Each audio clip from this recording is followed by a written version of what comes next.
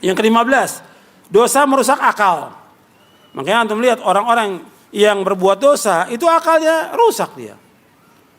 Ya syirik, nggak berpikir yang waras. Gimana batu disembah, pohon disembah, cincin dibilang bisa mendatangkan manfaat, akalnya di mana? Jimat bisa menjaga dia dari malapetaka, ini akalnya nggak waras. Orang udah mati datangi sambil nangis-nangis minta disebutkan namanya, minta rezeki, minta jabatan, akalnya di mana? Akalnya itu. Makanya kalau kita lihat orang-orang yang berbuat syirik, nggak waras akalnya dia. Atau datang ketika dia mau pemilu, nah mulai datang tuh. Mau pemilu, atau pemilihan partai, atau yang lainnya, atau jabatan, mulai datang tuh. Dicari dah kuburan yang paling keramat sama dia. Atau yang dikubur penjahat di situ. Karena apa? Untuk jabatan, akalnya nggak waras. Semua mesti minta kepada siapa? Kepada Allah. Yang mendatangkan maslahat Allah, yang menghilangkan musibah dan petaka hanya Allah.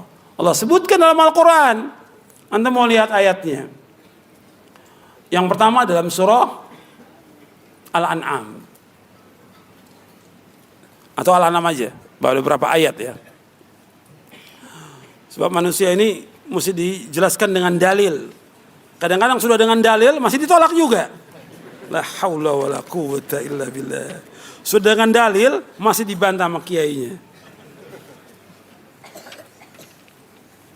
Untuk melihat di ayat 18, ayat 17. Wa yamsaskallahu bidurin fala kashifa lahu illa hu wa yamsaska bi khairin fa huwa ala kulli syai'in qadir. Apabila Allah menimpakan kesulitan, bahaya, musibah, petaka, fala kashifa lahu illa hu, enggak ada yang bisa menghilangkan bahaya, musibah, petaka kecuali siapa? Allah. Wa yamsaska bi khairin, apabila Allah mengenakan kepada kalian kebaikan, fa huwa ala kulli syai'in qadir, Allah Maha berkuasa atas segala sesuatu. Semuanya Allah yang dapat menghilangkan, enggak ada yang lain. Mesti datangnya kepada siapa? Kepada Allah, bukan kepada kuburan. Sampai datang kepada kadang-kadang ditanya orang yang paling sakti atau nenek-nenek atau yang lainnya. Sampai ada yang ibadah dibawa sesaji supaya urusannya itu beres ke Nyai Roro Kidul di sini Pelabuhan Ratu. Akalnya di mana? Nggak waras akalnya. Coba bawa sesaji, motong sapi, motong segala macam sudah di sana. Sampai yang sudah kata punya gelar doktor, insinyur, mau bangun mesti motong apa? Motong apa?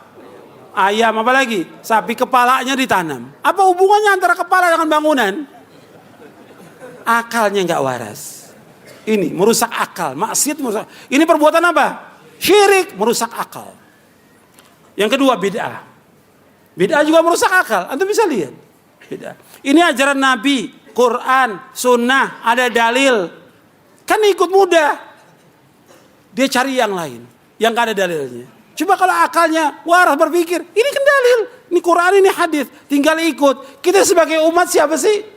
Umat Nabi Muhammad SAW. Yang kita ikut siapa? Nabi Muhammad apa kiai? Yang diikutkan Nabi Muhammad SAW. Bukannya kiai, bukan Habib. Nabi Muhammad SAW yang disuruh ikut oleh Allah dalam Al-Quran. Dan Nabi suruh mengikut beliau, nggak boleh mengikut yang lain. Dan kata Nabi nggak boleh menyalahi perintahnya siapa? Perintahnya siapa? Perintah Rasulullah. Kalau orang menyalahi perintah Rasulullah, pasti akan diberikan kehinaan di muka bumi ini. Saya bawakan dua ayat dan hadis. Ayat dalam surah An-Nur di ayat 63. Allah berfirman, "Falyahdharil ladzina yukhalifuna an amri an tusibahum fitnatun aw yusibahum adzabun alim." Hendaklah berhati-hati orang-orang yang menyalahi perintahnya Rasulullah akan terkena fitnah atau azab yang pedih. Menyalahi perintah Rasulullah, nggak taat kepada Rasulullah, tidak ikut Rasulullah, berbuat bid'ah, maka akan terkena fitnah. Yang kedua, azab yang pedih. Itu ayat. Hadis dalam riwayat Imam Ahmad yang sanadnya hasan. Nabi bersabda, "Wa ju'ila dzillatu was-sagharu 'ala man khalafa amri." Dijadikan kehinaan dan kerendahan bagi orang-orang yang menyalahi perintahku. Itu perintah ikut Rasulullah. Ini enggak. Enggak ada dalilnya, tetap dikasih keterangan nih. Kiainya kasih keterangan. Saya ambil contoh umpamanya. Tahlilan. Tahlilan. Membaca la ilaha illallah. Baca Quran. Doa di tempat kematian sesudah kematian. Ada apanya? Ada sesuatu nggak di situ? Ada. Apa? Makan-makan. Kalau nggak ada makan-makan sepi tuh. Nah kita tanya kepada dia, ada nggak dalilnya? Pak Kiai, Pak Ustadz, ini ada dalilnya nggak? Ya tapi kan ini baik. Loh, saya tanya dalil. Antum melakukan perbuatan ini, kan ingin mengharapkan apa? Ganjaran, pahala, mendekatkan diri kepada Allah, supaya si mayit diampuni dosanya. Dalilnya ada nggak? Ya pokoknya ini baik. Kok pokoknya ini baik? Loh kita dalil, tanya dalilnya, ada apa tidak? Kalau nggak ada, jangan diikut. Kan Nabi bersabda, man amila amalan laisa alaihi amrun fahuwa raddun. Bahkan kebalikannya para sahabat ijma'. Kata para sahabat, kunna na'udul ijtima'a ila ahlil mayyit wa san'ata ta'ami ba'da dafni minan niyaha. Kami para sahabat telah ijma'. Ijma'nya sahabat maksum. Kami telah ijma'. Berkumpul-kumpul di tempat kematian dan makan-makan tempat kematian termasuk meratap. Meratap hukumnya apa? Haram. Berarti nggak boleh. Ini coba dalil ada, nggak mau ikut dalil, mengada-ada. Kalau ditanya lagi, pernah nggak sahabat mengerjakan? Nabi nggak pernah mengerjakan.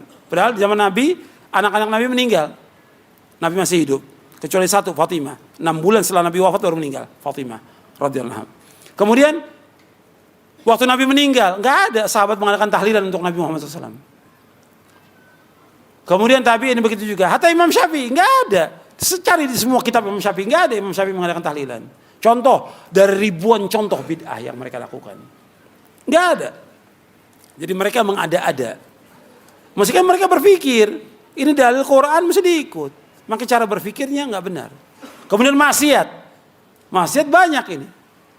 Yang membuat orang itu nggak waras. Yang halal ada, yang haram. Ini minuman halal, dia minum khamr. Kemudian istri halal, dia cari zina. Yang lebih lagi, ini laki-laki senang pada laki-laki. La haula wala quwata illa billah. Binatang aja nggak mau, nggak ada kambing laki-laki nyari kambing laki-laki. Ini lebih dari binatang. Nyata nggak sekarang? Sekarang orang berusaha untuk ngangkat dibela tentang masalah gay ini, homo, liwat. Tadi saya sebutkan tentang azabnya, pedih azabnya. Ini udah nggak waras, akalnya nggak waras. Perempuan senang dengan perempuan, ini nggak waras. Laki senang dengan laki, gitu. Masa orang akan berbicara, anak kecil ngomong, kalau gitu lebih waras kambing. Masa lebih waras kambing? Kenapa? Kambing nggak mau sama laki-laki, kambing maunya sama perempuan. Ini kok laki-laki senang sama laki-laki? Ini kenyataan. Maksiat merusak akal. Belum lagi yang lainnya. Dari ribuan maksiat. Ini saya contoh. Karena ini yang lagi hangat dibicarakan. Iya.